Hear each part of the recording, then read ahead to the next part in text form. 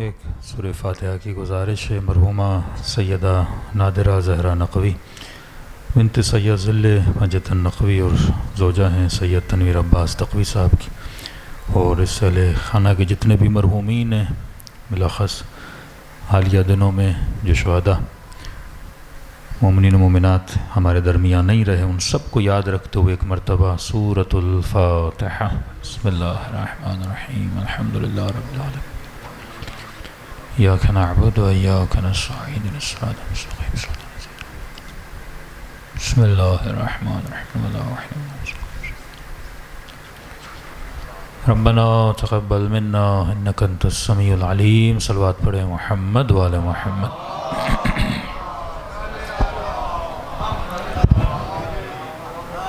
بسم اللہ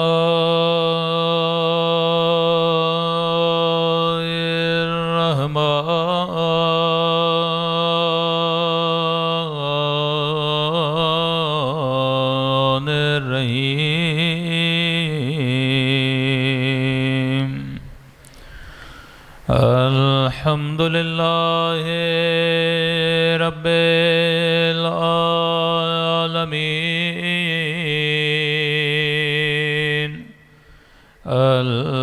الحمدللہ کما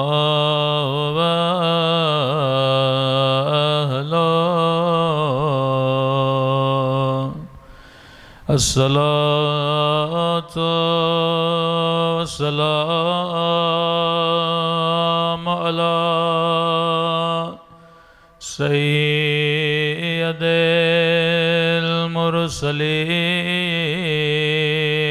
المرسلين وخاتم النبيين ابی القاسم محمد،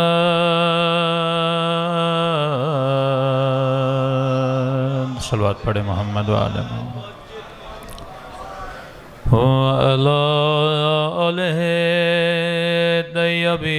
الطیبین الطاہرین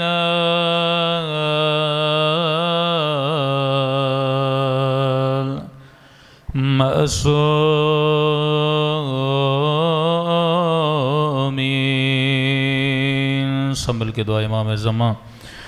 اللہم کل ولیک حجت ابن الحسن صلواتک علیہ وعلی آبائه فی هذه الساعة وفي كل وليا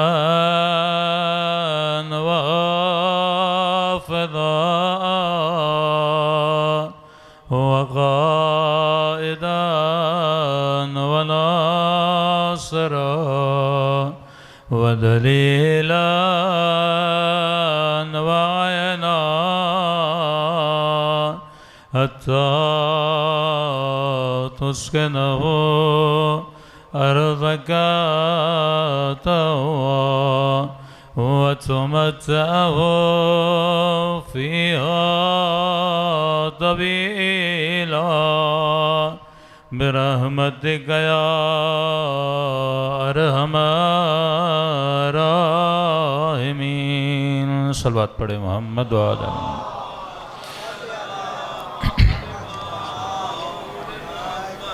بسم اللہ الرحمن الرحیم، رب اشرح لی صدری ویسر لی امری واحلل عقدۃ من لسانی یفقہوا قولی، اما بعد فقط قال سبحانہ وتعالی فی محکم کتابہ بسم اللہ الرحمن الرحیم کل نفس ذائقۃ الموت۔ صلوات پڑھے محمد وعلی محمد۔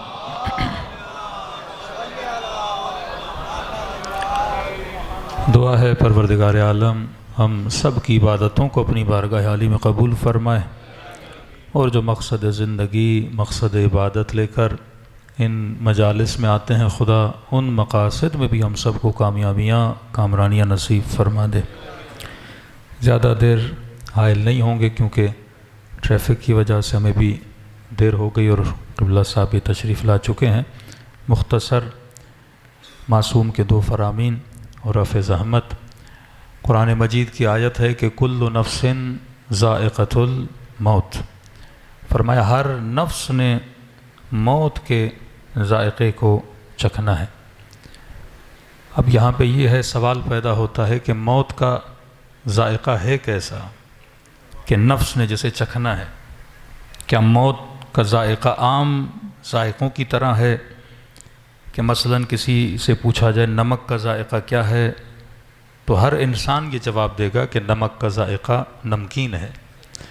شوگر کا ذائقہ کیا ہے؟ ہر انسان یہ بتائے گا کہ وہ میٹھا ہے۔ مطلب اس کا ذائقہ یکساں ہے ہر کسی کے لیے۔ یزیدی بھی چکھے نمک کو تو نمکین ہے، ہاں، شیعہ بھی چکھے نمک کو تو نمکین ہے۔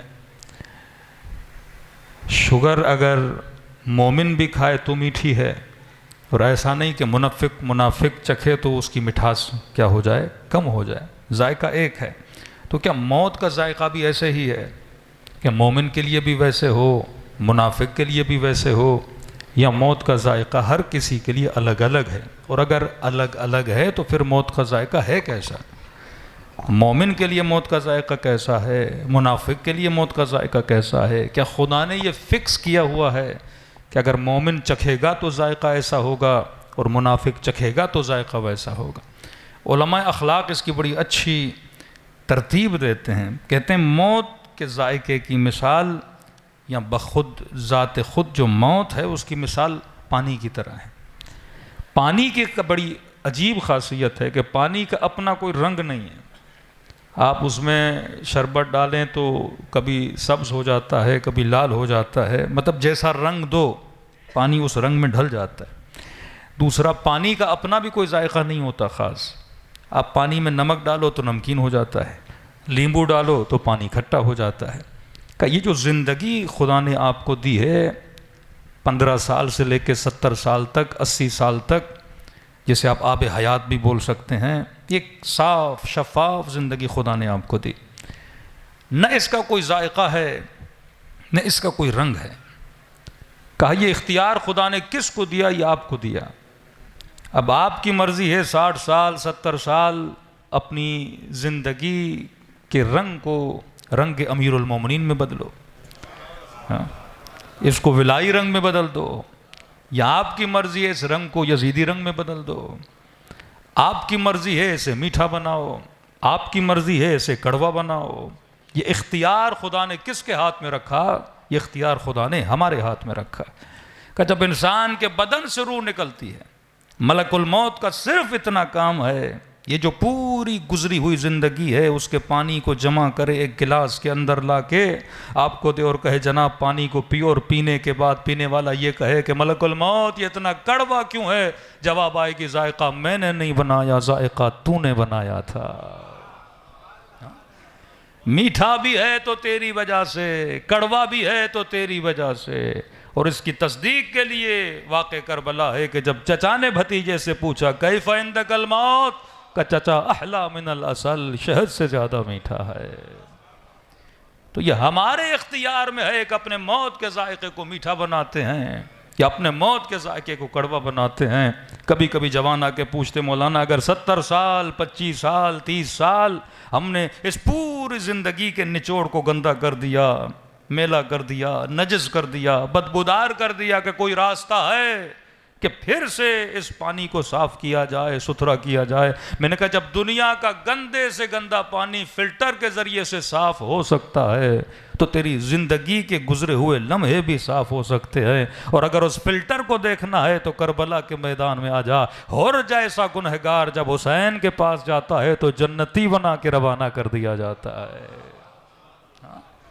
یہ اختیار تمہارے پاس ہے۔ آغا قراتی سے پوچھا قبلہ کس طرح اپنی زندگی کے گناہوں میں وہ کون سا فلٹر لگائیں کہ پھر ویسے کے ویسے بن جائیں جیسے ابھی ابھی کوئی شکم مادر سے پیدا ہوا؟ فرما شیعو خدا نے تجھے 2 آنسو دیے ہیں، دوسری قوموں کو 1 آنسو دیا ہے، کہ جتنے بھی مسلمان ہیں سب کے پاس توبہ کا آنسو موجود ہے، لیکن تم شیعوں کے پاس 2 آنسو ہیں، ایک ہے توبہ کا آنسو، ایک ہے غم ابا عبداللہ الحسین کا آنسو۔ تو پوچھا قبلہ ان دونوں آنسوؤں میں فرق کیا ہے؟ کہ توبہ کا آنسو کیا کرتا ہے؟ کہ گناہ مٹاتا ہے، کہ غم امام حسین کا آنسو کا وہ بھی گناہ مٹاتا ہے۔ کہ قبلہ پھر فرق کیا ہوا؟ دوسرے بھی توبہ کے آنسو بہا کے گناہ مٹا دیں گے، تو ہمارے پاس یہ آنسو آلریڈی تھا، لیکن غم امام حسین کا آنسو انہوں نے بڑی اچھی مثال دی کہ دیکھو بچوں، یہ ابا ہے نا، اگر نجس ہو جائے تو اس کو پانی سے دھو لیں 2-3 بار تو کیا ہو جائے گی؟ پاک ہو جائے گی۔ لیکن کبھی کبھی انہوں نے کہا یہ جو ابا کا نجس ہونا، پانی میں پاک ہونا، کہ یہ ہے توبہ کا آنسو جو نجاستوں کو مٹا دیتا ہے۔ لیکن کہا کبھی کبھی سفید کپڑے پہ کچھ داغ لگ جاتے ہیں، چائے گر گئی، انار کے 4 قطرے گر گئے، کہ اب یہ پانی کے دھونے سے داغ صاف ہوتے نہیں، کہ ان داغوں کو مٹانے کا کام جو کرتا ہے وہ غم ابا عبداللہ الحسین کا آنسو کرتا ہے۔ ہاں، یہ ایسا آنسو ہے جو وجود کے پورے داغوں کو کیا کر دیتا ہے؟ مٹا دیتا ہے۔ کہ یہ نعمت خدا نے کسے دی ہے؟ محمد اور آل محمد کے چاہنے والوں کو دی ہے۔ تو 15 سال سے لے کر 70 سال تک انسان جتنے بھی گناہ کرتا ہے، خدا بار بار آپ کو مجلس امام حسین میں بلا کے ایک موقع دیتا ہے، اور موقع یہی ہے کہ انسان اپنے وجود کی نجاستوں کو صاف کرے اور پھر سے ایسا بن جائے جیسا اس کو ہونا چاہیے۔ صلوات پڑھے محمد و آل محمد۔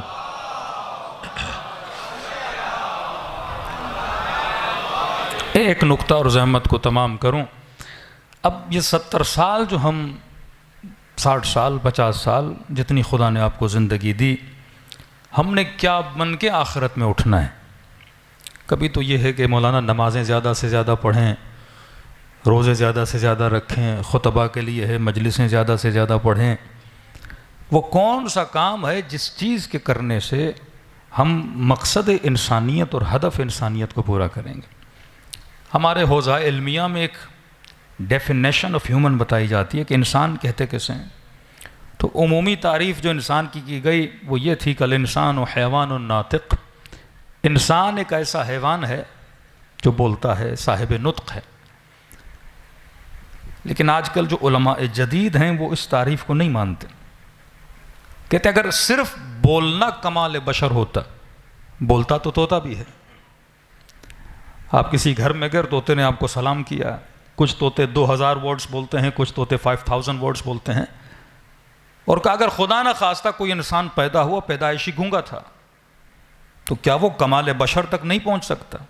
کتنے ایسے انسان ہیں جن کو بولنے کی توانائی نہیں ہے، کئی ایسے ہیں جن کو سننے کی توانائی نہیں ہے، تو کیا وہ ناقص انسان ہیں؟ کیا وہ سفر انسان کامل کو طے نہیں کر سکتے؟ یعنی ڈیفینیشن آف ہیومن یہ نہیں ہے کہ انسان اسے کہتے ہیں جسے بولنے کی صلاحیت ہے۔ ہاں، کلی طور پہ فرق انسان اور حیوان یہ سمجھا جاتا ہے کہ انسان بولتا ہے، بولنا ایک ذریعہ ہے کنیکشن کا، ورنہ آج ٹائپ کے ذریعے سے مختلف ذرائع سے بھی انسان اپنے پیغام پہنچا سکتا ہے۔ تو کہا کہ اصل میں جو ڈیفینیشن آف ہیومن ہے کہ اگر انسان اس ڈیفینیشن پہ پوری زندگی قائم رہے تو جو آپ کہتے ہیں یہ ایمان کی پہلی منزل، ایمان کی چوتھی منزل، ایمان کی 7ویں منزل، سلمان ایمان کی فلاں منزل پہ تھا، یہ ایمان کی منازل کوئی طے کیسے کرتا ہے؟ اور قیامت کے دن وہ کون سا ٹیمپریچر ہوگا کہ خدا یہ بتائے کہ تم انسانیت کی 7ویں منزل پر ہو، تم انسانیت کی 8ویں منزل پر ہو، جب تک ہم اس ڈیفینیشن کو پورا نہیں کرتے۔ کہ ڈیفینیشن آف ہیومن، سب سے بڑا فرق ایک انسان اور حیوان میں ہے وہ یہ ہے، اور اسی فرق کو اگر انسان پوری زندگی برقرار رکھے تو انسان ایک کامل بن کے دنیا سے چلا جائے گا۔ کہ وہ فرق کیا ہے؟ کہ اصل میں ڈیفینیشن آف ہیومن کیا ہے؟ کہ انسان اسے کہتے ہیں جسے لا محدود سیکھنے کی صلاحیت موجود ہے۔ یہ چیز حیوان میں نہیں ہے۔ آپ ایک بندر کو سرکس میں لا کے محدود تعلیم دے سکتے ہو، ایک شیر کو سرکس میں لا کے ہلکا پھلکا سکھا سکتے ہو، لیکن آپ کسی بندر کو ڈاکٹر نہیں بنا سکتے، کسی بندر کو کمپلیٹلی ڈرائیور نہیں بنا سکتے، مینیجر نہیں بنا سکتے، اپنا سیکرٹری بنا کے آفس میں نہیں رکھ سکتے۔ تبھی کہا کہ یونیورسٹیز انسانوں کے لیے بنی، اسکولز انسانوں کے لیے بنے، مدارس انسانوں کے لیے بنے، یہ مجالس کس کے لیے رکھی گئیں؟ انسانوں کے لیے رکھی گئی. فرش عزا کس کے لیے بچھایا جاتا ہے؟ انسانوں کے لیے بچھایا جاتا ہے. کیونکہ خدا نے آپ کو یہ صلاحیت دی کہ آپ کے اندر لامحدود سیکھنے کی صلاحیت موجود ہے. اب یہاں پہ دوسرا جملہ، اگر کوئی انسان نما جسم رکھے پر اس کے اندر سیکھنے کی صلاحیت نہ ہو، پھر سورہ جمعہ اولئک کالحمار بل ہم، کہ وہ گدھے کی طرح ہیں بلکہ اس سے کیا ہیں؟ بدتر ہیں. کیونکہ کتابیں ہوں پر سیکھنے کی صلاحیت نہ ہو. ایک انسان کو یونیورسٹی میں داخلہ کروائیں اور اسی دن کسی گدھے کا بھی داخلہ کروائیں، فرق کا پتہ کیسے چلے گا؟ 4 سال کے بعد اگر ڈگری لے کر نکلا تو انسان، لیکن 4 سال کے بعد گدھا پھر بھی کیا رہتا ہے؟ گدھے کے گدھا رہتا ہے. تو انبیاء کے ساتھ، اولیاء کے ساتھ بیٹھنا کمال نہیں ہے، ان کی محفل میں بیٹھ کے سلمان بننا کمال ہے. یہ فرق ہے فکر اہل بیت کا اور غیر افکار اہل بیت کا. ہم کہتے ہیں بڑے بڑوں سے بیٹھے، لیکن بیٹھنے کا فائدہ یہ ہے کہ ان کے ساتھ بیٹھنے کے ساتھ کچھ سیکھے. تو اگر ہم زیادہ سے زیادہ انسان بننا چاہتے ہیں تو ہمیں زیادہ سے زیادہ علم حاصل کرنا ہوگا. جتنی صلاحیت علمی ہماری زیادہ ہوگی اتنا ہمارا معیار انسانی زیادہ ہوگا. صلوات پڑھے محمد و آل محمد.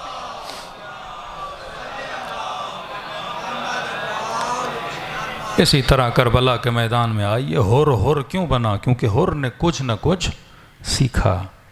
جناب وہب کیوں بنے؟ کیونکہ امام حسین سے کچھ نہ کچھ سیکھا. عمر سعد کیوں بنا؟ ابا عبداللہ الحسین سے زیادہ کلام کیا ہے اس بدبخت نے، لیکن امام حسین سے کچھ سیکھا نہیں. یہاں تک امام حسین نے سوال کیا ابن سعد سے کہ کیوں جا رہے ہو یزید کی طرف؟ تو کہا کہ ایک تو آپ کی طرف آؤں گا، میرے جتنے املاک ہیں ابن زیاد سارے لے لے گا. دوسرا میرے بچوں کی جان کو خطرہ ہے. وہاں ملتا ہے امام حسین نے اسے آفر دی، کہا کہ مدینے میں جو باغ موجود ہے، جو باغ امام حسن کے نام سے مشہور ہے، خود امام حسن کی زندگی میں معاویہ بن ابی سفیان نے امام حسن کو آفرز دیں کہ جو منہ مانگی آپ قیمت بولیں گے میں دینے کو تیار ہوں، یہ باغ مجھے دیں. برکت باغ تھا. ملتا ہے اس کا ایک ایک درخت کا دانہ جب امیر المومنین نے کاش کیا، اس کے کنارے 2 رکعت امیر المومنین نے پڑھی. امام حسین فرماتے ہیں وہ باغ میں تجھے دینے کے لیے تیار ہوں اگر تو یہاں آ جاؤ. تیرے بچوں کو جان کو خطرہ ہے، میں گارنٹی دیتا ہوں، جنت کی گارنٹی میں دیتا ہوں. لیکن آخر میں اس نے شعر پڑھے کہ حسین آپ تو وعدے کر رہے ہو، لیکن رے کی حکومت جنت سے زیادہ میرے لیے میٹھی ہے. اس وقت مولا نے بد دعا دی. امام نے فرمایا اتنا سمجھا بھی رہا ہوں، پیغام بھی دے رہا ہوں، انعام بھی دے رہا ہوں، لیکن پھر بھی آنے کے لیے تیار نہیں. کہ پروردگارا اسے اس کے بستر میں موت دے. اور جناب مختار جب اس کے گھر میں گئے کہ تبھی بستر سے اٹھا نہیں تھا، اسی وقت اس کا سر قلم کر دیا اور اس سے موت آ گئی. لیکن جنہوں نے حسین کی آواز پہ لبیک کہا، 1400 سال گزرنے کے بعد آج بھی ہر مجلس میں اصحاب حسین پہ کیا کیا جاتا ہے؟ سلام کیا جاتا ہے.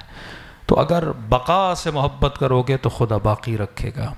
عاشق زوال نہ بنو، عاشق بقا بنو. کسی نے کہا مولا حسین آپ کی کربلا آ نہیں سکتا، غریب ہوں، بیمار ہوں.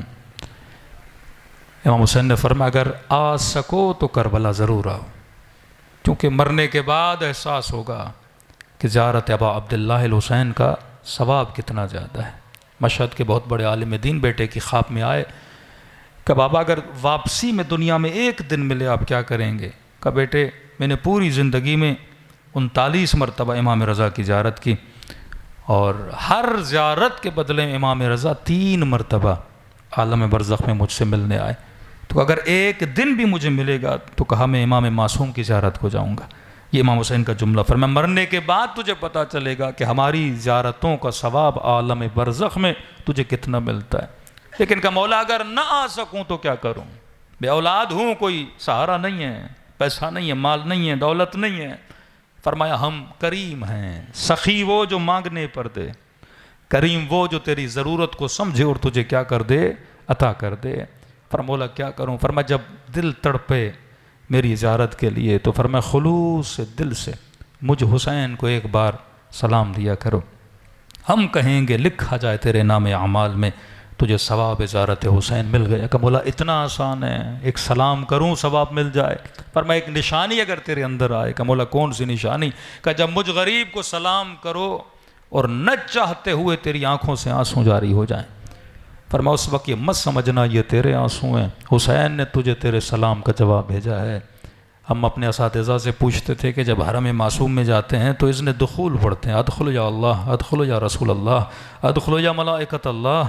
کہ کیسے پتہ چلے؟ اذن ملا کے داخل ہو جاؤ۔ اذن دخول تو ہر کوئی پڑھتا ہے، تو وہاں بھی یہی جواب تھا کہ اگر اذن دخول پڑھتے پڑھتے اگر نہ چاہتے ہوئے آنکھوں سے آنسو آ گئے تو یہ مت سمجھنا تیرے آنسو ہیں، حسین نے تجھے اذن دیا ہے کہ میرے حرم میں داخل ہو جاؤ۔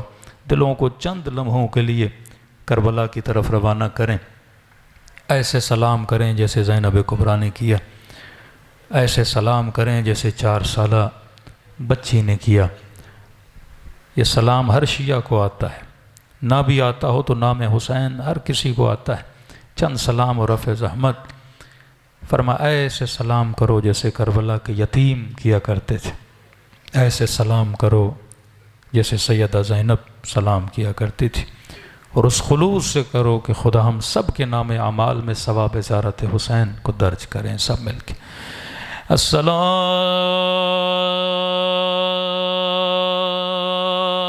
علی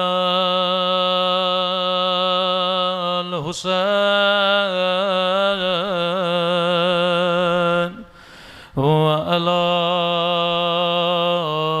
علی ابن الحسین وعلی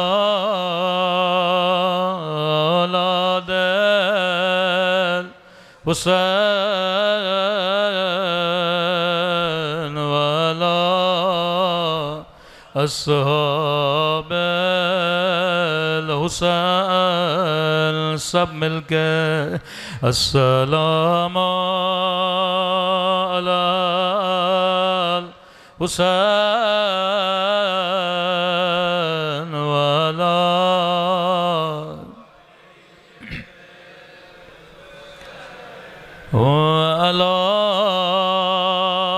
اولاد الحسین وعلی اصحاب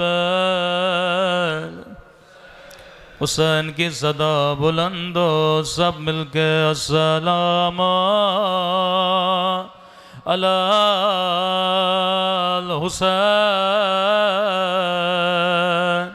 وعلی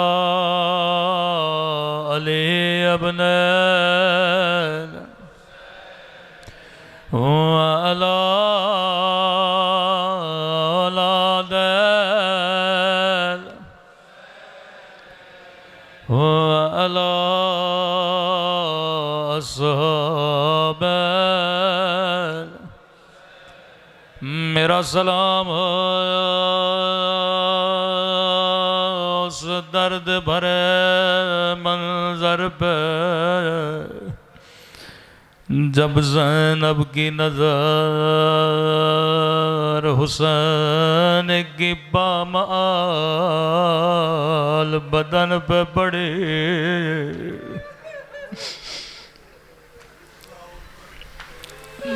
نگاہوں کو آسمان کی طرف بلند کیا، فرمایا میرے اللہ میرا حسین ایسا تو نہ تھا، اللہ جانے میرے مولا کا بدن کس حال میں تھا۔ کہنے لگی میرے اللہ اماں زہرا نے چکیا بیس بیس کے پالا تھا، میرا حسین اس قابل تو نہ تھا کہ اس کے بدن پہ گھوڑے دوڑا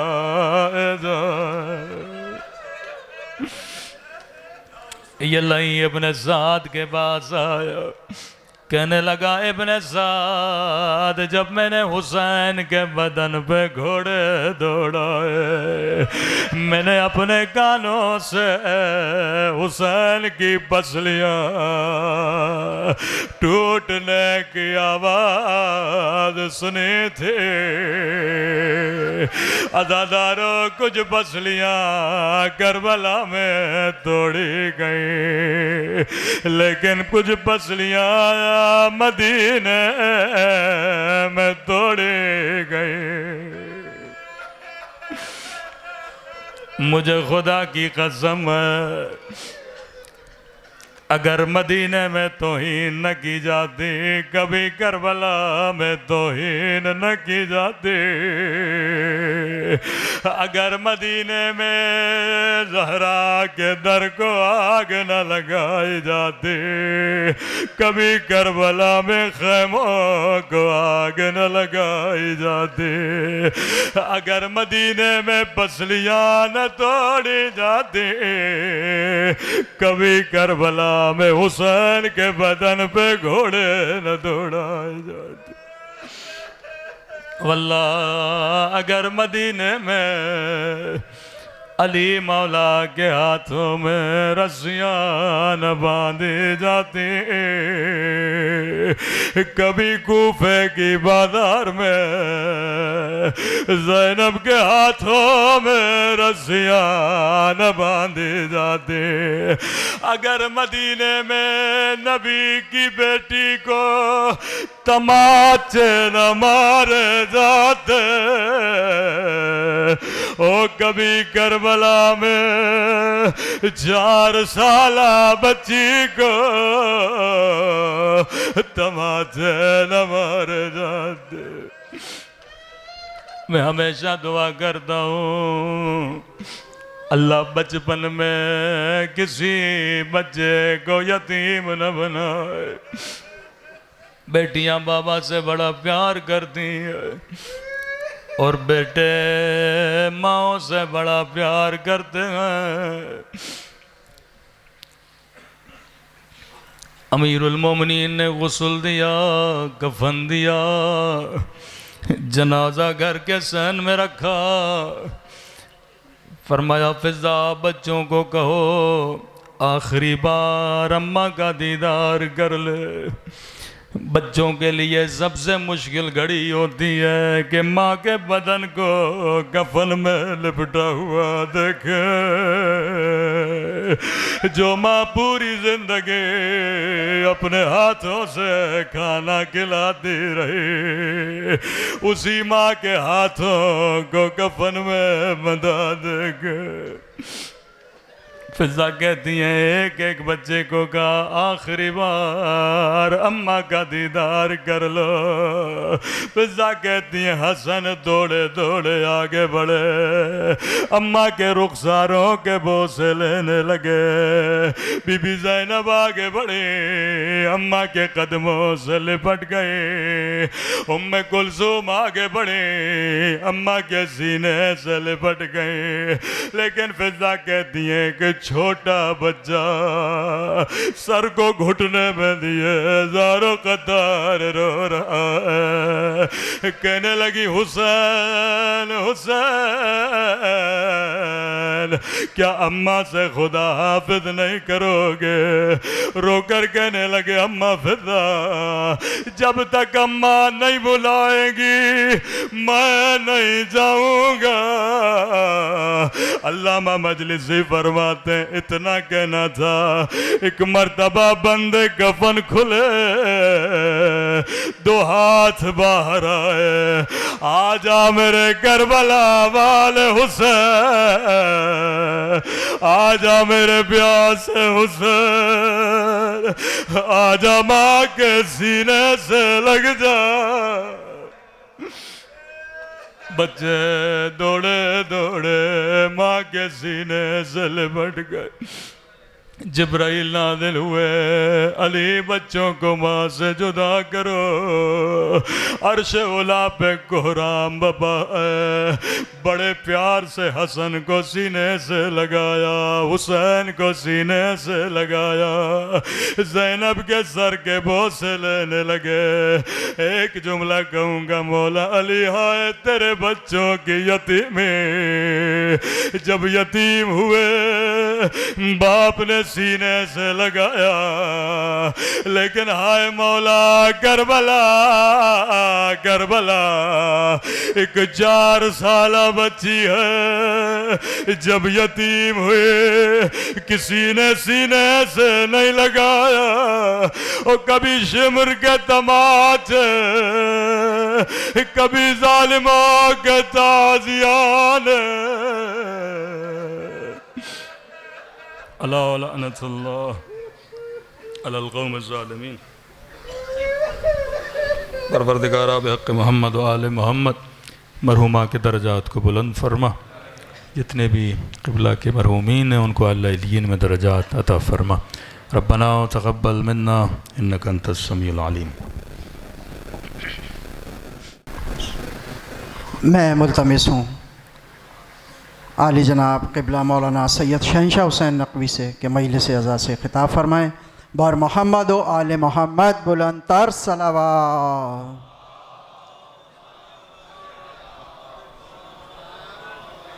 نعرہ تکبیر، نعرہ رسالت، نعرہ حیدری، برائے تاجول ظہور امام زمان بلند تر صلوات۔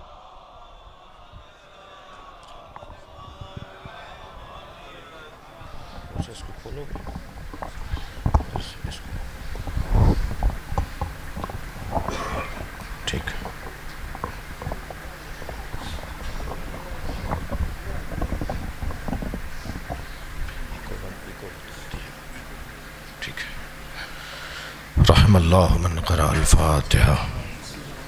بسم اللہ الرحمن الرحیم، الحمدللہ رب العالمین، الرحمن الرحیم، مالک یوم الدین، ایاک نعبد و ایاک نستعین، اہدنا الصراط المستقیم، صراط الذین انعمت علیہم غیر المغضوب علیہم ولا الضالین، صلی علی محمد و آل محمد۔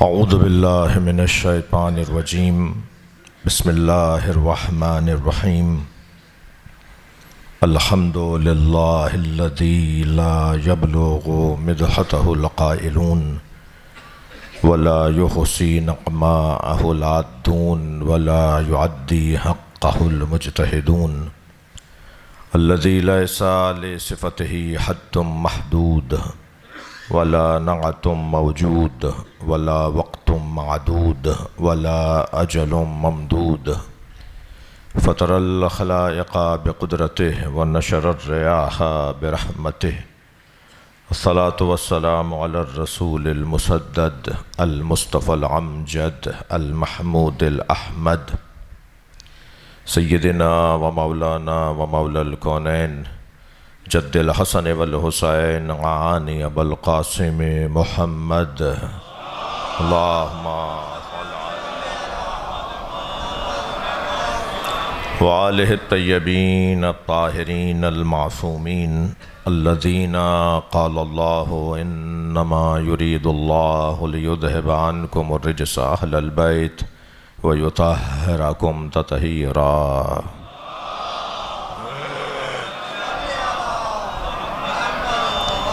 وَلَعْنَةُ اللَّهِ عَلَىٰ أَعْدَائِهِمْ أَجْمَعِينَ مِنْ يَوْمِ عَدَاوَتِهِمْ إِلَىٰ قِيَامِ يَوْمِ الدِّينِ، أما بعد، قال الحكيم في قرآن الكريم، بسم الله الرحمن الرحيم، ووصينا الإنسان بوالديه إحسانا حملته أمه كرها ووضعته كرها وحمله وفصاله 30 شهرا وبلغ أشده وبلغ 40 سنة، صلوات۔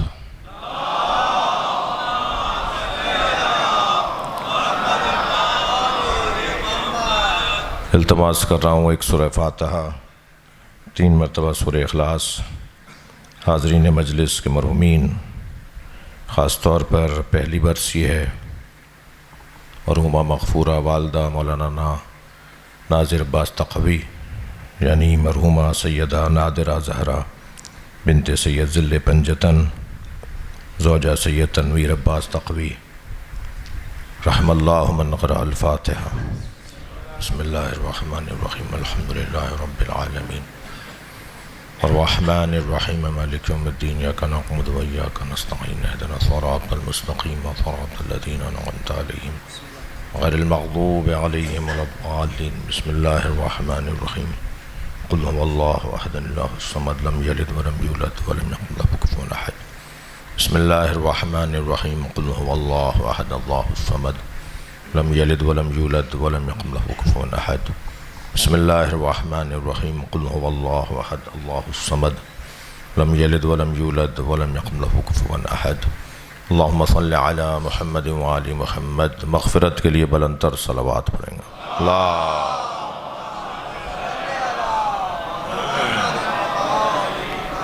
اس سے بلند صلوات ہدیہ کریں گے۔ اللہم صلی علی۔ سورہ مبارکہ احقاف کی 15ویں آیت ہے، جس کا پہلا وقف جائز میں نے آپ کے سامنے پڑھا ہے۔ پروردگار عالم اس آیت میں ہماری ذمہ داریوں کو بیان کر رہا ہے۔ آیہ کریمہ مفاہیم اور معارف کا ایک وسیع دسترخوان ہے، خاص طور پر جس موضوع پر مجلس عزا کا انعقاد ہے، ایک ماں کی مجلس برسی ہے، یعنی رشتہ تو اس خاتون سے اور رشتہ داروں کا بھی ہے، ایک زوجہ کی مجلس برسی بھی ہے، ایک مثلاً چچی کی تائی کی مجلس برسی بھی ہے، ایک بہن کی مجلس برسی بھی ہے، مگر ان سارے رشتوں میں جو رشتہ غالب رشتہ ہے وہ ماں کا رشتہ ہے۔ اللہ نے اولاد کو زحمتوں سے، ماں باپ کی نسبت اولاد کو زحمتوں سے اگر گزارا بھی تو ان زحمتوں کا اللہ نے ازالہ کر دیا، زحمتیں تمام ہو گئیں۔ باپ کو اگر زحمتوں سے گزارا بھی تو باپ ان زحمتوں سے نکل جاتا ہے، لیکن ایک رشتہ ایسا ہے جسے اللہ نے محنتوں میں رکھا ہے، زحمتوں میں رکھا ہے، اور وہ زحمتوں میں رہی۔ اور اللہ کا تو کسی سے کوئی نہ ہی پڑوس ہے اور نہ رشتہ داری ہے، تو وہ اگر کسی کو مقام یا عظمت دیتا ہے تو بے قدر زحمت دیتا ہے۔ جو جتنی زحمت اٹھائے گا اتنا ہی اس کو مقام نصیب ہوگا۔ ان سارے رشتوں میں آپ فہرست بنا لیجئے رشتہ داروں کی اور رشتوں کی، ان سارے رشتوں میں جو سب سے زیادہ زحمت اٹھانے والا رشتہ ہے وہ ماں کا رشتہ ہے، اور جب سب سے زیادہ زحمت وہ اٹھا رہا ہے رشتہ تو پھر مقام بھی اس کا بلند ہوگا۔ جی وہ کہتے ہیں نا کہ خدا بہانوں پہ جنت نہیں دیتا، بہاؤں پر، قیمتوں پہ جنت دیتا ہے۔ صلوات پڑھیں ذا محمد و آل محمد۔ جی کچھ کریں گے، محنت کریں گے، مشقت اٹھائیں گے، کچھ کریں گے تو اس کے عوض میں کوئی مقام ملے گا۔ تو سب سے زیادہ جس نے زحمت اٹھائی ہے رشتوں میں، سب سے زیادہ جو زحمت اٹھانے والا رشتہ ہے وہ ماں کا رشتہ ہے۔ آیت کا ترجمہ سن لیجئے، پھر اس کے ضمن میں کچھ تفسیری نکات ہیں۔ اللہ ارشاد فرما رہا ہے وَوَصَّيْنَا الْإِنسَانَ بِوَالِدَيْنِ إِحْسَانًا، اور ہم نے انسان کو یہ نصیحت کر دی ہے کہ وہ والدین کے ساتھ حسن سلوک کرے۔ احسان البتہ قرآن مجید کی اور آیات کے اندر احسان وَوَصَّيْنَا الْإِنسَانَ بِوَالِدَيْنِ حُسْنًا بھی آیا ہے، اہل دقت تشریف فرمائیں۔ اور ہم نے انسان کو نصیحت کی ہے کہ وہ اپنے والدین کے ساتھ حسنہ، یا احسان اور حسن کا جو فرق ہے وہ یقیناً مصدر اور حاصل مصدر کا فرق ہے، یا یوں کہہ لوں کہ مطلق اور مقید کا فرق ہے، عام اور خاص کا فرق ہے۔ احسان کے اندر عدالت اور فیصلوں کے بارے میں قید لگائی گئی ہے کہ جب فیصلہ لینے لگو تو ان کے ساتھ اچھا فیصلہ کرو، جب طے کرنے لگو تو ان کے ساتھ ان کے مطابق معاملے کو طے کرو۔ لیکن جب لفظ حسنہ بھی قرآن مجید میں آ جائے تو پھر ہر قسم کی خوش روئی، خوش سلیقی اور خوش رفتاری اور خوش اخلاقی اور ہر طرح کی خدمت کو پروردگار عالم چاہتا ہے کہ وہ والدین کے ساتھ رکھو۔ تم سوچ بھی نہیں سکتے، لہٰذا کسی ایک بال برابر اور ذرہ برابر والدین کے ساتھ بے ادبی، بدتمیزی اور عدم حسن اور حسن سلوک میں کہیں کمزوری نہ رہ جائے۔ حسنہ وَوَصَّيْنَا الْإِنسَانَ بِوَالِدَيْهِ احسانہ، اس آیہ کریمہ میں جو سورہ احقاف کی آیت ہے جو میں آپ کے سامنے عنوان کلام کے طور پہ پڑھ رہا ہوں، اس میں احسان کا لفظ ہے۔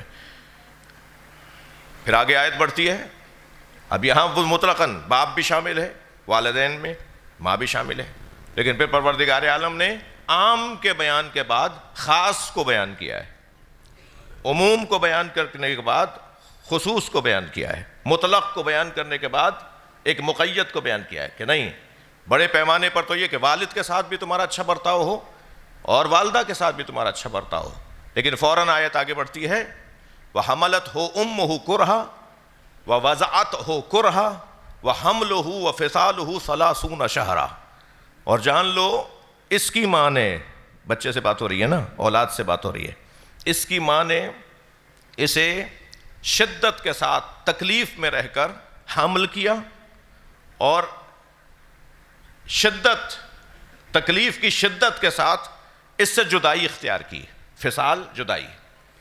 اور یہ حملہ اور فصالہ، یہ جو حمل کا دور تھا اور جو یہ فصال کا دور تھا، جدائی کا دور تھا، 30 شہرہ، 30 مہینوں کا دور ہے۔ صلوات پڑھیں ذرا محمد و آل محمد۔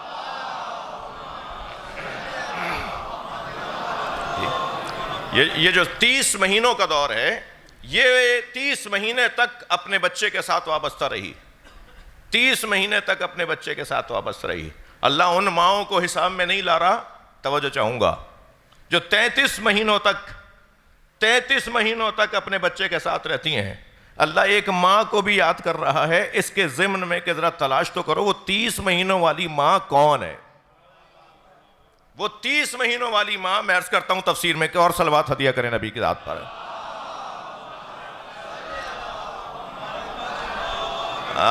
آپ کی دقت کا ممنون ہوں، ذرا دیکھیے حمل کتنے مہینے کا ہے؟ 9 مہینے۔ دودھ کتنے مہینے تک ماں پلاتی ہے؟ 2 سال۔ 2 سال کتنے مہینے کے ہوں گے؟ 24 مہینے۔ 2 سال 24 مہینے کے بنیں گے نا۔ 24 کو اور 9 کو آپ جمع کر لیجئے، کتنے ہوئے؟ 33 مہینوں تک ہماری ماں ہمارے ساتھ رہتی ہے، اور قرآن کہہ رہا ہے 30 مہینوں تک رہتی ہے۔ تو کوئی ایک ماں تلاش کرو جو 30 مہینوں تک رہی ہو، اور اس ماں کو فاطمہ زہرا کہا جاتا ہے، جو امام حسین کے ساتھ صرف 30 مہینے تک رہی ہیں۔ واحد ذات ہے امام حسین کی جن کا تاریخی اور سیرت کی کتابوں کے اعتبار سے، سیرت کی احادیث کے اعتبار سے امام حسین کا حمل 6 مہینے کا تھا۔ صلوات پڑھ لیں محمد و آل محمد۔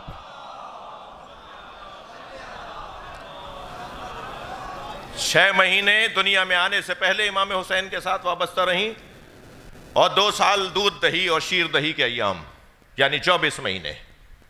یہ 30 شہرہ بنتا ہی نہیں ہے سوائے ایک ذات کے ساتھ جب تک اس کو تصور میں نہ لایا جائے، اور وہ جناب زہرا کا امام حسین کے ساتھ تعلق۔ اور مفسرین نے ائمہ اہل بیت کی تعلیمات اور سرکار کے فرمان کے مطابق، میں اتفاق سے اس آیت کو دوبارہ سے دیکھنے کے لیے تفسیر کو آج دیکھ رہا تھا، تو نبی مکرم کا فرمان ہے کہ یہ جو حملت ہو امہ کرہا، یہ کراہت روحی نہیں ہے، یہ کراہت بدنی ہے۔ وَوَضَعَتْ ہو کرہا، وہ 6 مہینے کا حمل، وہ 9 مہینے کا ساتھ رکھنا بچے کو، اور پھر دنیا میں منتقل کرنا، اور پھر یہ دونوں ملا کر 30 مہینے۔ یہ کرہا سے مراد کراہت نہیں ہے، کراہت جو ہماری زبان کی کراہت ہے وہ کراہت مراد نہیں ہے۔ اس لیے کہ کوئی ماں سے پوچھے کہ اس بچے کی خبر جب اسے ملتی ہے کہ یہ آنے والا ہے تو شاید کوئی رشتہ خوش ہوتا ہو یا نہ ہوتا ہو، یہ سب سے زیادہ خوش ہوتی ہے کہ یہ امید سے ہو گئی ہے. یہ ان 9 مہینوں میں بھی ایک ایک دن خوشی کا گزارتی ہے. یہ دنیا میں لانے کے بعد وہ جو 24 مہینوں تک، 2 سال تک، عامین تک، سنتین تک، 2 سالوں تک دودھ پلا رہی ہوتی ہے، ایک ایک دن یہ گن گن کر اپنے بچے کو روزے رکھ رکھ کر، وضو کر کر کے، طہارت کے ساتھ اپنے بچے کو شیر دہی کی کیفیت سے گزار رہی ہوتی ہے. ایک ایک دن اس کا خوشی کا دن ہوتا ہے. پھر قرآن کیوں کہہ رہا ہے کرہا؟ صلوات پڑھ لیں ذرا محمد و آل محمد.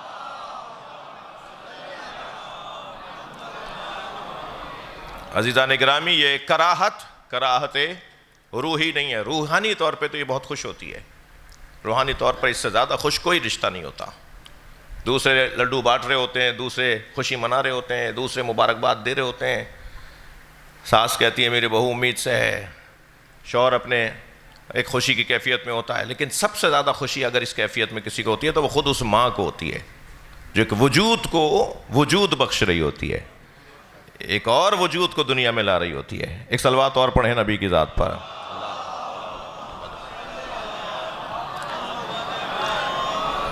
اس سے بلند صلوات ممکن ہے تو پڑھیں. اللہم صل علی محمد و آل محمد. جی عزیزان گرامی، بات بہت روشن ہے، مگر یہ کون سی کراہت ہے؟ یہ کراہت بدنی ہے. یہ تکلیف اٹھاتی ہے، بدن اس کی تکلیف میں ہوتا ہے. لہٰذا ماں اگر اس کیفیت میں دنیا سے چلی جائے تو اسے شہادت کا درجہ دیا جاتا ہے. اس کیفیت میں اگر ماں دنیا سے چلی جائے، اس لیے کہ بدنی طور پر وہ آزمائش کا سامنا کر رہی ہے. ہماری عیسائی کریمہ میں آگے جا کے آیت کہتی ہے وَبَلَغَ أَشُدَّهُ وَبَلَغَ 40 سَنَةً.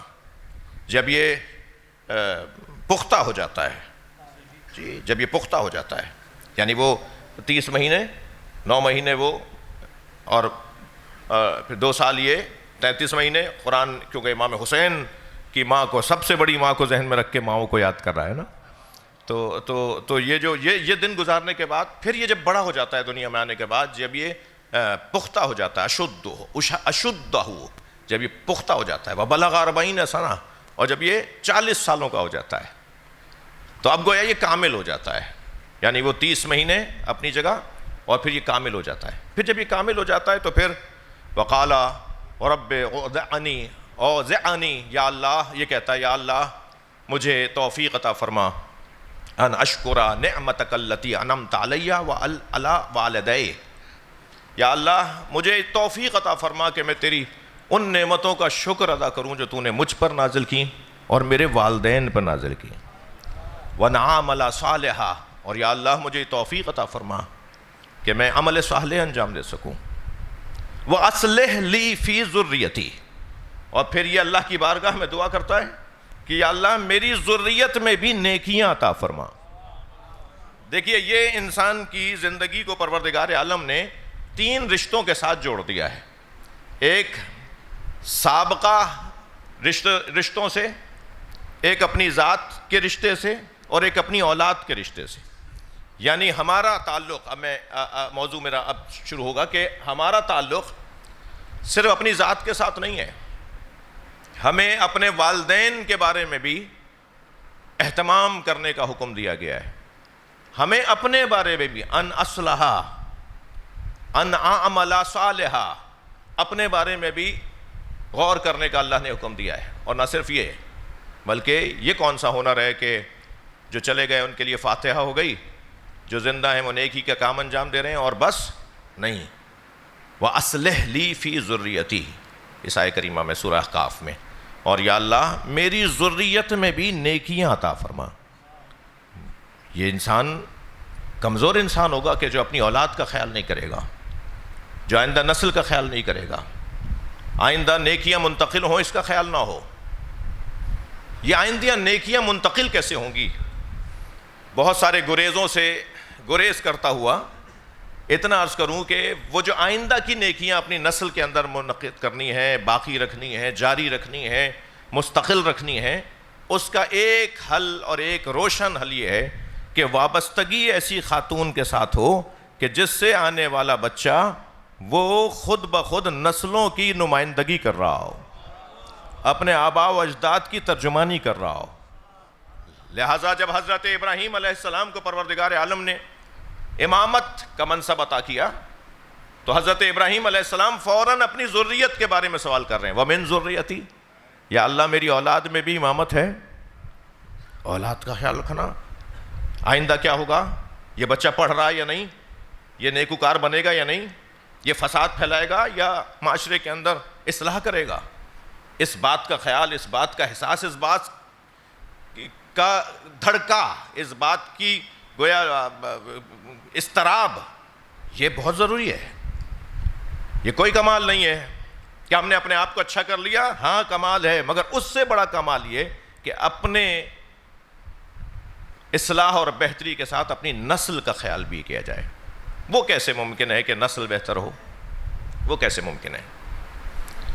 سرکار دو جہاں ارشاد فرماتے ہیں ایاکم وخضراء الدمن، میں تمہیں ہوشیار کر رہا ہوں گندگی میں اگنے والے پودے سے۔ وقال رسول اللہ، وقیل یا رسول اللہ، آواز آئی یا رسول اللہ، وما خضراء الدمن، یا رسول اللہ وہ گندگی میں اگنے والا پودا کون سا ہے؟ فرمایا المرأۃ حسنہ، ایک خوبصورت عورت جو گندے اور برے ماحول میں پروان چڑھی ہو اور تم اس کے ساتھ اپنے عقد کا تعلق اور اپنے نکاح کے ساتھ تعلق بناؤ اور اس کے ذریعے سے اولاد پیدا ہو، وہ گندگی میں اگنے والا پودا ہے جو تمہاری نسل کو برباد کر دے گا۔ کیسے ہوگا آگے کا نسل بہتر کیسے ہوگی؟ عزیزان گرامی، مولانا قبلہ کے ددیال بھی میرے اعزہ میں سے ہیں، میں آباء و اجداد سے صدیوں سے ہمارا اس علاقے سے، ہمارے بڑوں کا اور ان کے بڑوں کا ایک ہی علاقے سے تعلق ہے، تو ہم نے اپنے بڑوں سے سنا کہ خاص طور پہ ان کے جو دادا تھے سید محمد صالح تقوی، وہ پوری اپنی برادری میں، پوری اپنی آبادی میں، یعنی میں اگر ان کو کہہ دوں کہ اللہ کے ولیوں میں سے ایک تھے تو یہ مبالغہ نہیں ہوگا۔ جو ہماری برادری کے کچھ تشریف فرمائے، حکیم مظاہر حسین صاحب کے داماد تشریف فرمائے ہیں، اور ہمارے اس خطے کے جہاں سے یہ بزرگ ہماری ہجرت کر کے آئے تھے وہ بتائیں گے، جو ابھی زندہ ہیں بزرگ، میں نے تو ان کا نام سنا ہے اپنے بڑوں سے، نام بھی ان کا جب لیتے تھے ہمارے ہاں تو کہتے تھے کہ مسلم متقی پرہیزگار، عبادت گزار، قاری قرآن، تقوی و پرہیزگاری۔ غیبت سننا تو ان کے لیے ایسا تھا جیسے کسی نے ان کو تماچا مار دیا ہو، اتنا شدید غصہ کرتے تھے اگر ان کے سامنے کوئی غیبت کر دیتا تھا۔ اور 50 ان کے بارے میں جو میرے والد نے، ہمارے بڑوں نے بتایا، ہمارے عزیزوں نے بتایا، تو یہ ددیال مولانا کا ایسا، میں مولانا کی وجہ سے اور چچا تنویر کی وجہ سے یہ باتیں نہیں کر رہا، میں ایک تجزیہ کرنے جا رہا ہوں۔ ایک صلوات پڑھیں ذرا محمد و آل محمد۔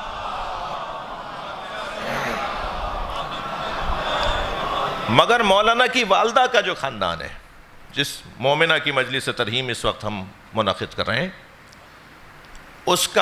ان کا مولانا اور ان کی آئندہ کی نسلوں میں جو اثر ہے اور رہے گا وہ ان کی ماں کی وجہ سے۔ ان کی ماں کی میں خوبی بتا دوں آپ کو، بولیے گردن ہلائیے۔ انتہائی سخت ترین، تلخ ترین، مشکل ترین جملوں پر بھی مسکرا کر یہ کہہ دینا کہ جیسا آپ کہہ رہے ہیں ویسا صحیح ہے۔ میں زیادہ نہیں، گھر کے اشارے نہیں دوں گا، صلوات پڑھیں ذرا محمد و آل محمد۔ گزر گیا نا وقت گزر گیا نا۔ برداشت، تحمل مزاجی، صبر، ہمت، حوصلہ، ہمیشہ مسکراتے رہنا، پریشانیوں میں، الجھنوں میں، مسائل میں، ذہنی تناؤ میں، ہمیشہ اپنے چہرے پہ خندہ پیشانی، اپنے چہرے پہ خوش روئی، یہ بہت بڑی بات ہے۔ الجنت تحت اقدام امہاتکم، یہ حدیث ہے نا، سنی نے بھی لکھی ہے، شیعوں نے بھی لکھی ہے، یہ بالکل صحیح ہے، ہمارے یہاں ہے یہ حدیث۔ میں اس حدیث کو مولانا اہل علم تشریف فرما ہے، خطیب معظم تشریف فرما ہے، میں اس حدیث مبارکہ کو جس زاویے سے سوچ رہا ہوں، دیکھ رہا ہوں، وہ آپ کے سامنے رکھتا ہوں۔ کیا اس سے یہ مراد ہے کہ جنت تمہارے ماؤں کے قدموں کے نیچے ہے، یعنی وہ جو پیر ہیں جن میں جوتیاں پہنتی ہیں وہ جنت اس کے نیچے ہے. اگر یہ ان قدموں کی اللہ بات کر رہا ہے، ہماری ماں کے قدموں کے نیچے جنت ہے، تمہاری ماؤں کے قدموں کے نیچے جنت ہے، اگر ان قدموں کی بات ہو رہی ہے جن میں وہ چپلیں پہنتی ہیں، جوتی پہنتی ہیں، تو پھر یہاں پر تو ہونا چاہیے تھا الجنت تحت قدمی امہاتکم. عربی گرامر کے اعتبار سے جنت تمہارے ماں کے 2 پیروں کے نیچے ہے. یہ نبی نے کب فرمایا ہے کہ جنت تمہارے ماں کے 2 پیروں کے نیچے ہے؟ صلوات پڑھیں تو میں عرض کروں.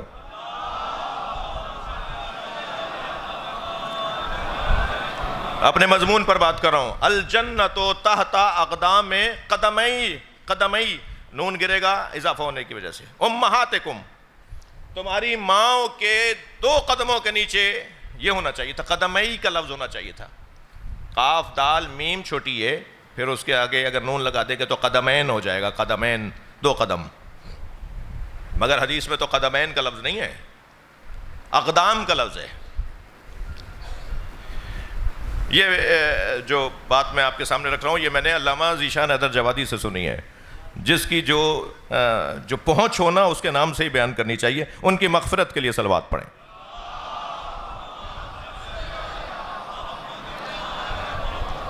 وہ فرماتے ہیں کہ یہاں قدمئی نہیں ہے، اقدام ہے. اس کا مطلب یہ ہے کہ جنت تمہاری ماؤں کی روش میں تمہیں ملے گی. اقدام، فیصلے، طریقے، روش، انداز، زندگی کا طریقہ. تمہاری ماں کی زندگی کا جو طریقہ ہوگا، تمہاری ماں کی جو روش ہوگی، اس روش پہ چلو گے تو جنت ملے گی. اب ماں کی روش، اللہ اکبر، ماں کی روش اگر جہنم میں لے جا رہی ہے تو قرآن حدیث تو کہہ رہی ہے کہ تمہاری ماں کے روش کے اندر جنت ہے. تو بس اللہ اس ماں کو بھی ماں ماننے کو تیار نہیں ہے جو جنت نہ لے جائے. حیوانی جذبہ ہوا ہوگا. صلوات پڑھ لیں محمد و آل محمد پر. حیوانی تسکین ہوئے ہوں گے، وہ انسانی بنیادوں پر رشتے نہیں بنے ہوں گے. جس ماں کی روش تمہیں جنت تک نہ لے جائے، ماں کی روش اگر تمہیں جنت تک نہ لے جائے تو پھر وہ ماں ہی نہیں ہے. وہ پھر وہی والی ماں ہے، وہ وہی والا انسان ہے جس کی طرف مولانا بھی اشارہ فرما رہے تھے کہ لہم اعین لا یبصرون بہا، لہم قلوب لا یفقہون بہا، لہم آذان لا یسمعون بہا، اولئک کالانعام بل ہم اضل. یہ والی ماں ہوگی. پھر وہ آنکھیں تھیں دیکھتے نہیں تھیں، دل تھا سمجھتے نہیں تھے، کان تھے سنتی نہیں تھیں. جی اولئک کالانعام، یہ جانور ہیں، بلکہ جانوروں سے بھی پستر ہیں. ہر انسان کو تو اللہ بھی انسان نہیں مانتا بھائی. اللہ بھی کبھی شیطان بولتا ہے، کبھی پتھر بولتا ہے، کبھی جانور بولتا ہے. اسی انسان نمایاں وجود کو کہ جو بظاہر ہمیں انسان نظر آ رہا ہوتا ہے. پھر وہ کون سی ماں ہے جس کے طریقے پر چلنے سے جنت ملے گی، جس کی روش پہ چلنے سے جنت ملے گی؟ وہ کون سی ماں ہے؟ وہ 100% 2 اور 2 4 کی بات ہے کہ وہ ماں وہی ہے. وہ ماں وہی ہے کہ جو ماں اس جانب لے جاتی ہو جس جانب حسنین کا تصور ہو. اس لیے کہ جنت میں 2 سردار ملیں گے جنہیں حسن و حسین کہتے ہیں. اب ماں ہو تو ایسی ماں ہو جو حسین سے آشنا کرے یا حسن سے آشنا کرے، تب وہ ماں کا تصور رکھتی ہے. لہذا ہر وہ ماں کہ جو حسنین سے آشنا کر دے، اہل بیت سے آگاہ کر دے، اہل بیت کی طرف لے جائے، حدیث مبارکہ کی روشنی میں وہ ماں ہے، ورنہ کوئی حیوانی جذبہ ہوگا. عزیزو، ماں کتنا پیارا اور میٹھا اور کتنا ٹھنڈا سا لفظ ہے.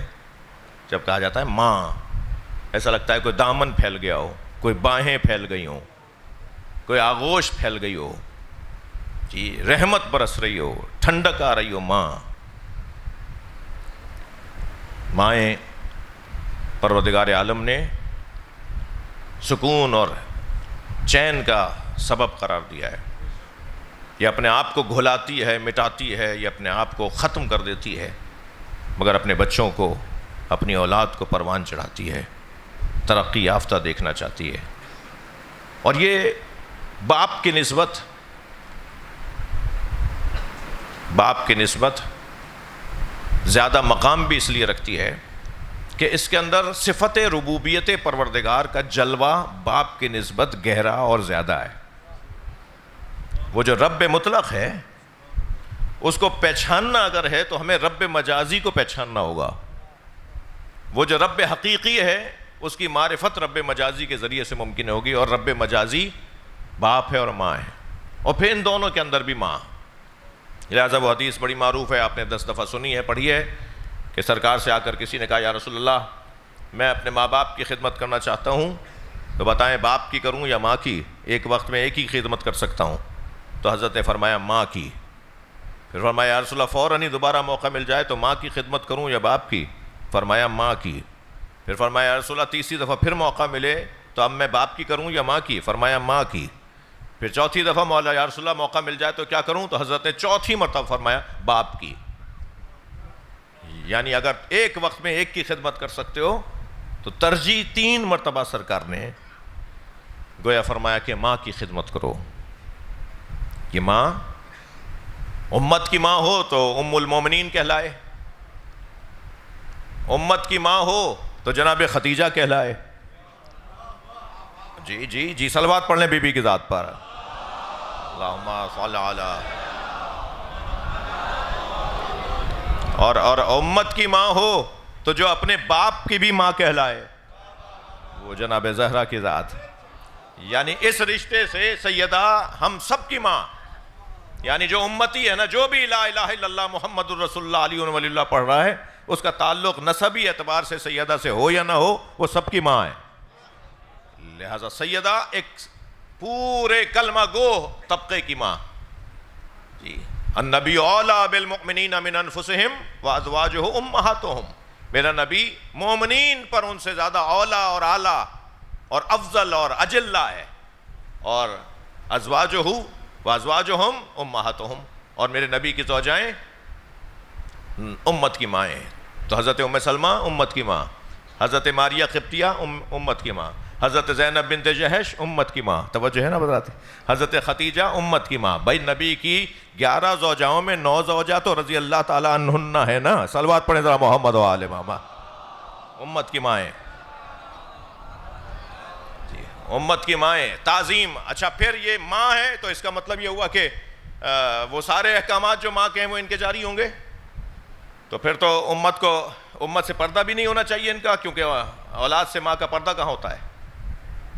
لیکن یہاں مفسرین نے ائمہ اہل بیت کی تعلیمات کی روشنی میں لکھا ہے کہ یہ ماں کے جو شرعی احکامات ہیں وہ سب کے سب ان بیویوں پر نہیں پورے اترتے. صرف 2 چیزوں میں یہ ماں کا درجہ رکھتی ہیں. ایک تحریم النکاح. تحریم النکاح، ماں سے نکاح حرام ہے نا، ماں سے نکاح حرام ہے. تحریم النکاح ان نبی کے زوجاؤں کے ساتھ، جب قرآن نے ازواجہم امہاتکم امہاتہم، یہ مومنین کی مائیں ہیں، تو نکاح ان سے حرام. نبی کی زوجاؤں کے ساتھ امت کا کوئی فرد نکاح نہیں کر سکتا. لہٰذا یہ واحد رشتہ ہے نبی کا، یعنی نبی کے ساتھ یہ تعظیم ہے نبی کی زوجاؤں کی کہ پھر وہ ساری زندگی گھر میں رہیں گی، کیونکہ ان کی نسبت نبی کے ساتھ ہو گئی ہے. تحریم النکاح. اور دوسرا عنوان ہے استحقاق التعظیم. ان کا حق بنتا ہے کہ ان کی تعظیم کی جائے. تعظیم کرنا، اب میں فرض کریں کہ ابھی ہم نماز پڑھ کے مڑے مجمع میں، فرض کیجئے مولانا کے والد بھی ہیں، مولانا کے والد بھی ساتھ کھڑے تھے. ایک صاحب نے مولانا سے مسئلہ پوچھا تو مولانا نے مسئلہ بتانا شروع کیا. تو اب کسی کی آواز آ جائے کہ مولانا آپ کے والد کھڑے تھے، آپ نے ان کے ہوتے ہوئے مسئلہ کیوں بتایا؟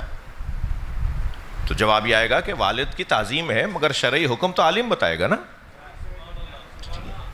تو ماں کی تعظیم ہے، ان ماؤں کی تعظیم ہے، مگر اطاعت ان کی لازم نہیں ہے. خاص طور پر اگر ان کی اطاعت امام کی اطاعت سے ٹکرا رہی ہو تو پھر دیکھا جائے گا کہ امام کیا کہہ رہا ہے، یہ نہیں دیکھا جائے گا کہ امت کی ماں کیا کہہ رہی ہے. اور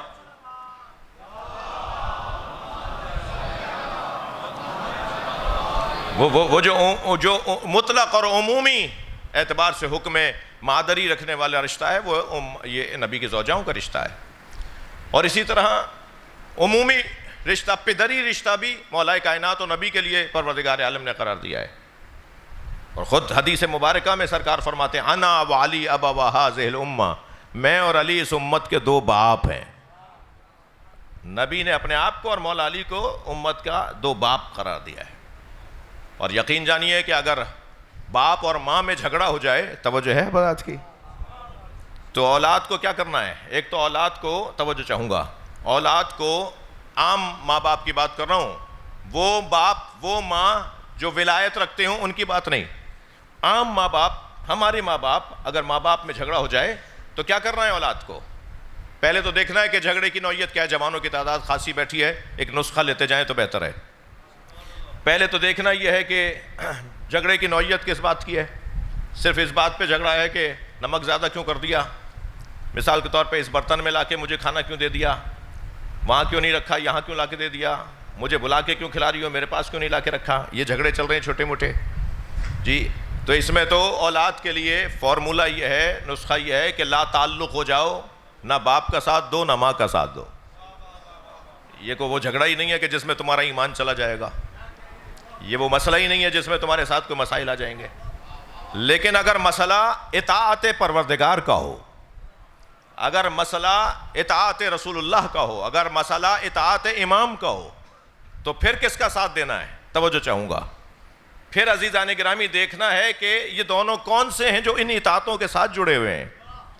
اگر ان میں سے ماں اطاعت الہی کے ساتھ جڑی ہوئی ہے تو لا طاعت لمخلوق فی معصیت الخالق. صلوات پڑھیں ذرا محمد و آل محمد.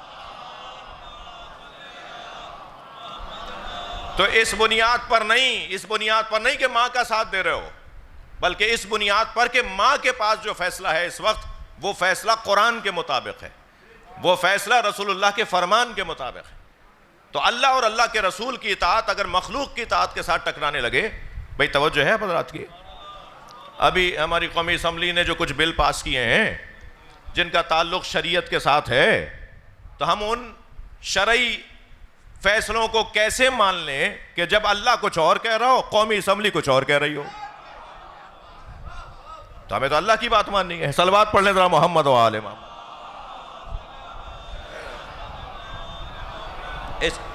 اس ملک میں قرآن و سنت کے خلاف تو فیصلہ ہونا ہی نہیں ہے. یہ تو آئین کا پہلی سطر کے اوپر لکھا ہوا ہے کہ اس ملک کے اندر یہ اللہ کی زمین ہے، اور اس زمین کے اوپر جو بھی فیصلہ ہوگا، اس ملک کے اندر جو بھی فیصلے ہوں گے، وہ قرآن اور سنت رسول اللہ کے مطابق ہوں گے. ٹھیک ہے.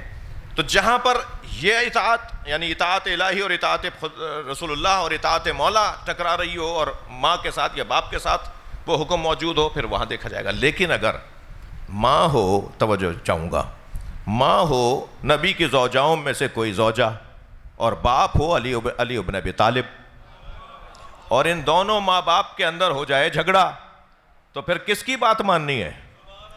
اللہ نے ماں کو تعظیم دی ہے، اطاعت باپ کی ہے، اس لیے کہ ولایت باپ کو حاصل ہے، ماں کو ولایت حاصل نہیں ہے. میری بات اگر نہیں گئی ہے تو اور روشن کر لوں بات. نکاح کی تقریب ہونے لگی، دلہن کے وکیل نے نکاح پڑھانے سے پہلے پوچھا کہ دلہن کے والد کہاں ہیں؟ ارے بھائی وہ ریسیپشن پہ کھڑے ہیں، وہ استقبالیہ پہ کھڑے ہیں، وہ مصروف ہیں. کہا نہیں صاحب، ان سے پوچھنا ضروری ہے. باپ کی اجازت کے بغیر، ولی کی اجازت کے بغیر میں ان کی بچی کا نکاح نہیں پڑھا سکتا. باپ سے پوچھیں گے اور اس کے بعد پھر نکاح پڑھائیں گے. تو معلوم یہ ہوا، اچھا کوئی کہہ دے آواز دے کر، بھائی ماں برابر میں بیٹھی ہیں، نزدیک ہیں، ان سے پوچھ لیجئے نا، تو آواز آئے گی کہ ماں کی تعظیم ضرور ہے مگر ولایت باپ کو حاصل ہے. اب اگر امت کی عمومی ماں اور امت کے عمومی باپ میں جھگڑا ہو جائے تو یہ نہ دیکھنا کہ ماں کیا کہہ رہی ہے، دیکھنا کہ علی باپ کیا کہہ رہا ہے. جو فیصلہ مولا کائنات کا، صلوات پڑھ لیں محمد و آل محمد، وہ فیصلہ مانا گیا. مگر عزیزو، استحقاق التعظیم اور تحریم النکاح، یہ دو صرف احکامات ہیں ان ماؤں کے لیے جنہیں قرآن نے امت کی ماں قرار دیا ہے. ماں، پھر مائیں تو پھر ایسے ایسے جلوے بکھیر گئیں، ایسے ایسے جلوے پھیلا گئیں، ایسا ایسا نور پھیلا گئیں. ماں اگر حضرت حوا ہوں تو دیکھیے کیسی ماں ہے. ماں اگر حضرت ہاجرہ ہوں، جی اپنے بچے کی خاطر صفا سے مروہ، مروہ سے صفا، اپنے بچے کی خاطر اپنے آپ کو قربان کر رہی ہیں. حجر اور ہجر، جی حجر اسود اور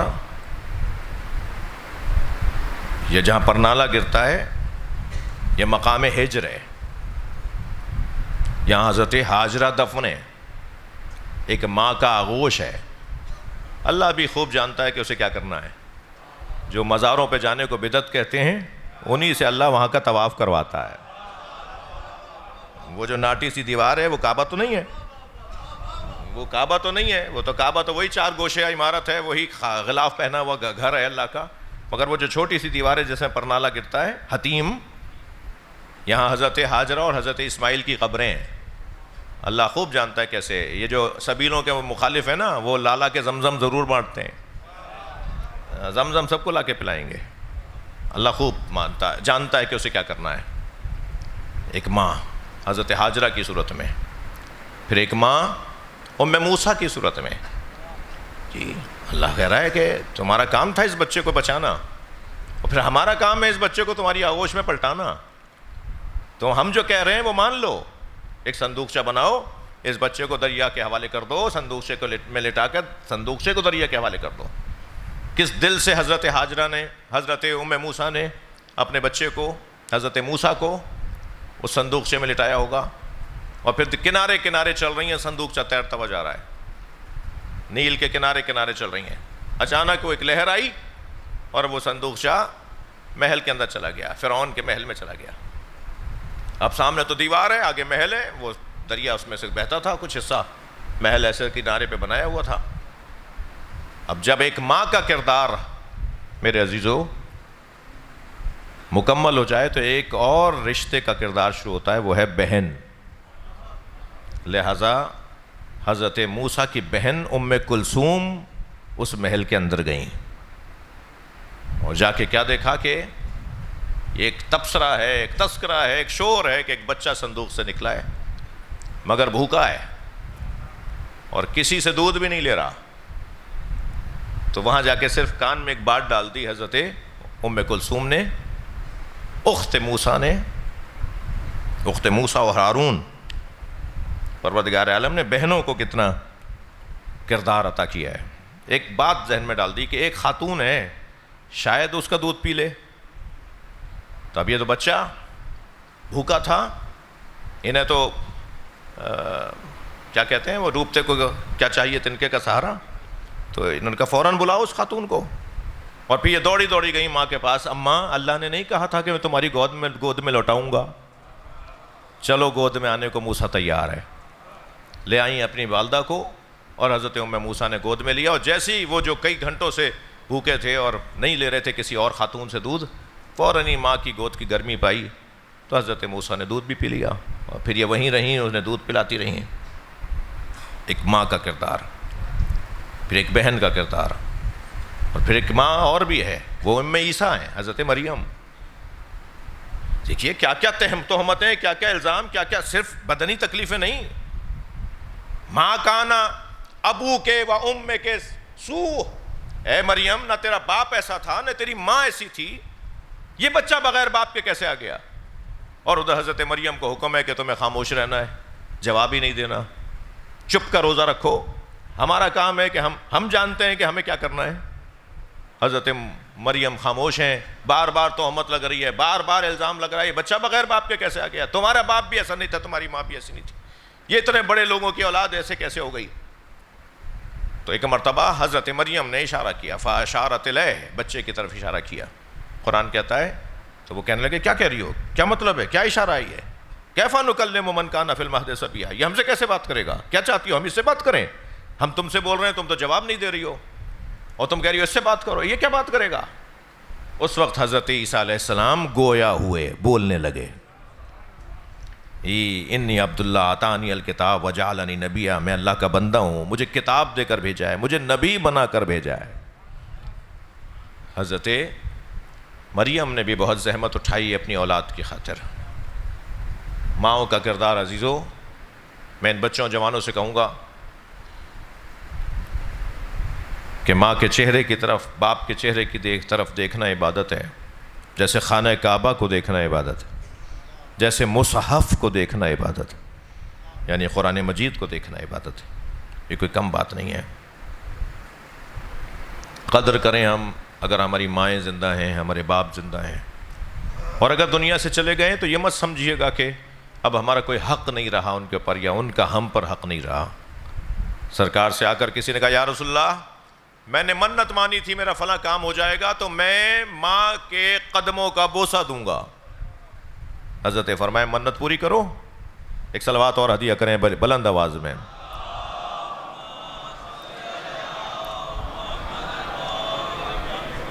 حضرت فرمایا منت پوری کرو، کہا یا رسول اللہ میری ماں کا انتقال ہو گیا ہے۔ کہا جاؤ اس کی قبر پہ جاؤ اور اس کی پائنتی میں بیٹھ کر اس کی پائنتی کا بوسہ دو۔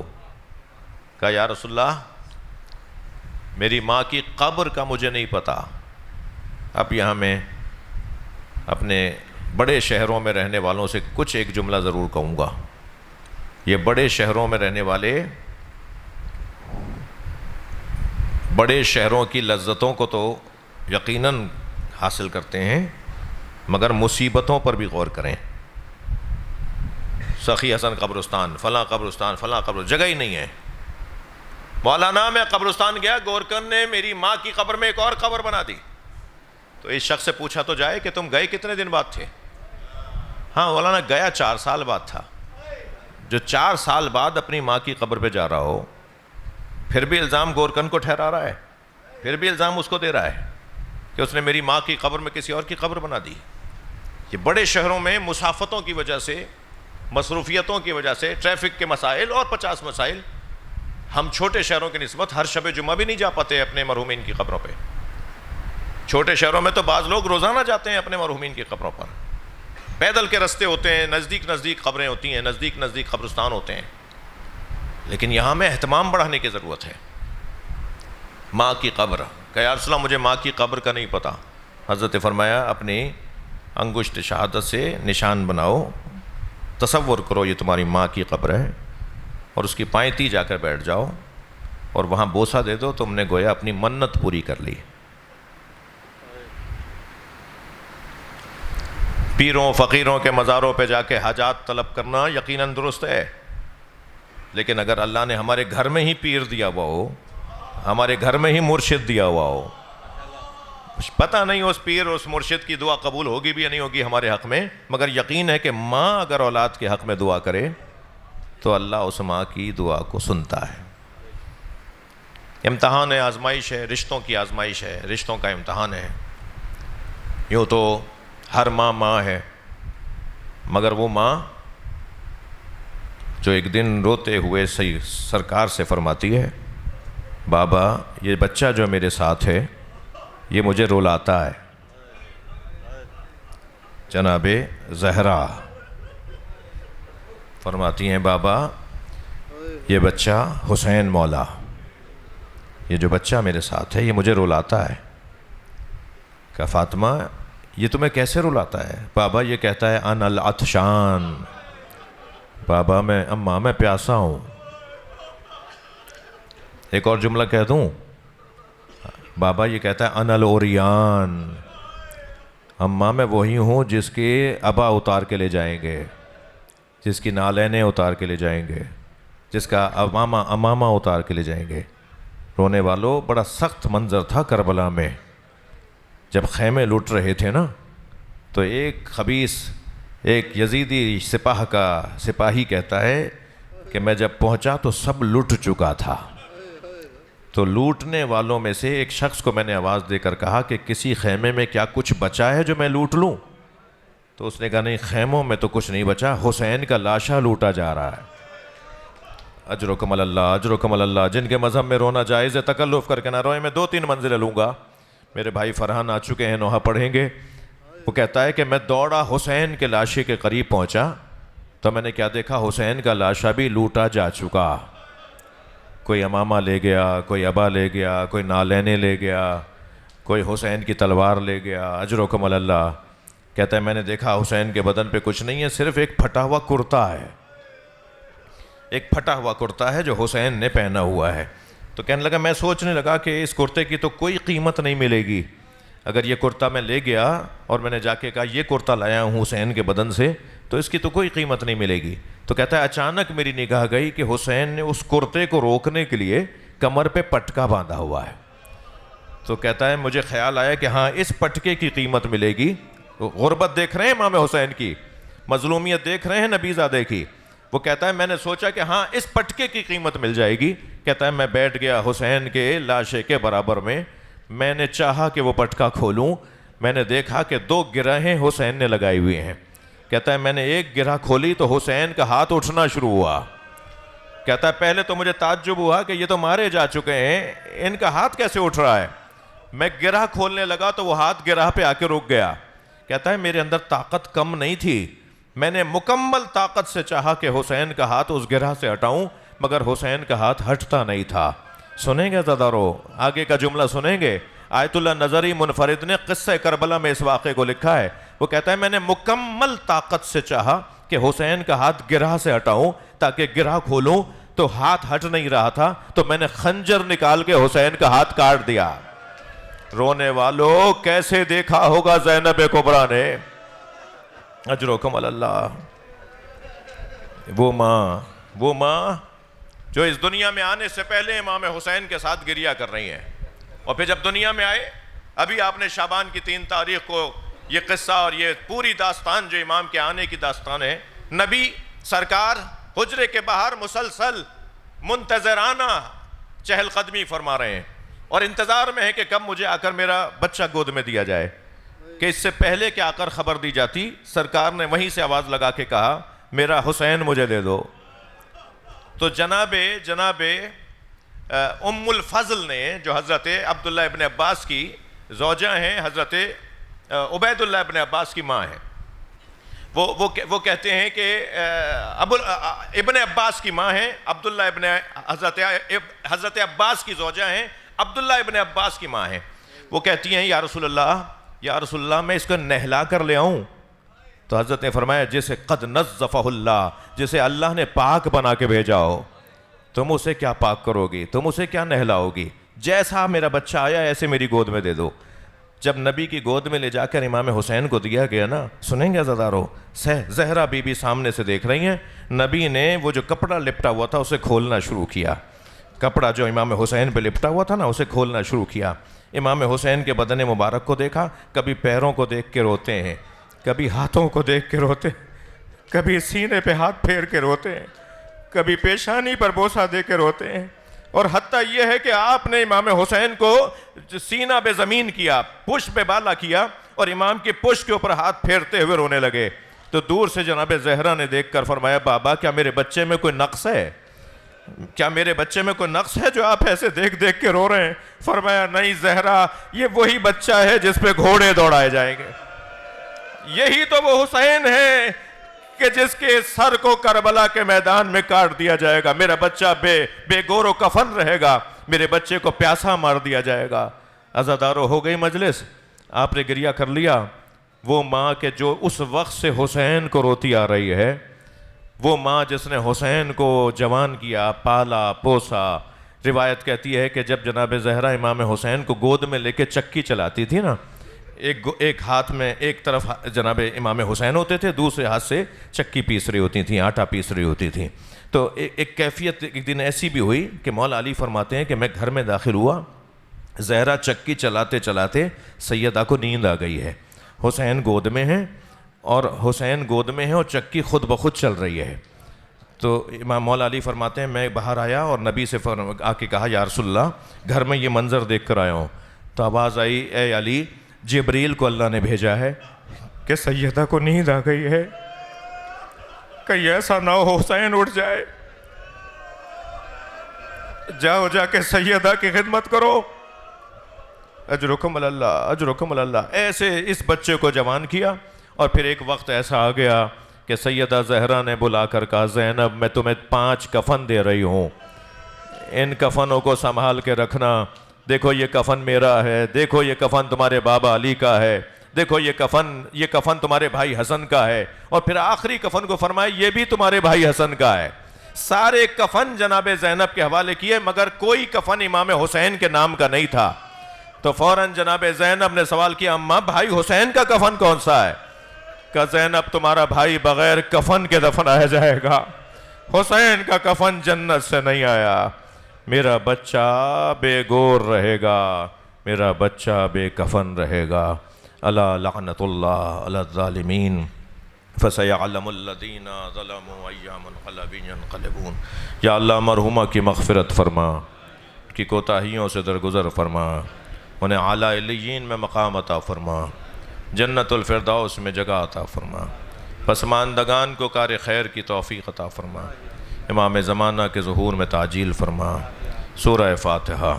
مرحومہ مغفورہ سیدہ نادرہ زہرا بنت سید غلام پنجتن، زوجہ سید تنویر عباس تقوی، والدہ مولانا سید ناظر عباس تقوی، رحم اللہ من قرأ الفاتحہ۔ بسم اللہ الرحمن الرحیم، الحمدللہ رب العالمین، الرحمن الرحیم، مالک یوم الدین، ایاک نعبد و ایاک نستعین، اهدنا الصراط المستقیم، صراط الذین انعمت علیہم غیر المغضوب علیہم ولا الضالین۔ بسم اللہ الرحمن الرحیم، قل هو اللہ احد اللہ الصمد، لم یلد ولم یولد ولم یکن له کفوا احد۔ بسم اللہ الرحمن الرحیم، قل هو اللہ احد اللہ الصمد، لم یلد ولم یولد ولم یکن له کفوا احد۔ اللہم صل علی محمد وآل محمد۔ یا اللہ مغفرت فرما، یا اللہ مغفرت فرما، امام زمانہ کے ظہور میں تعجیل فرما۔ بولیے تعجیل فرما، تعجیل فرما، تعجیل فرما۔ دعاؤں کی قبولیت کے لیے، مرحومہ کی مغفرت کے لیے، آپ سب کی دعاؤں کی قبولیت کے لیے بآواز بلند تر صلوات۔ اللہ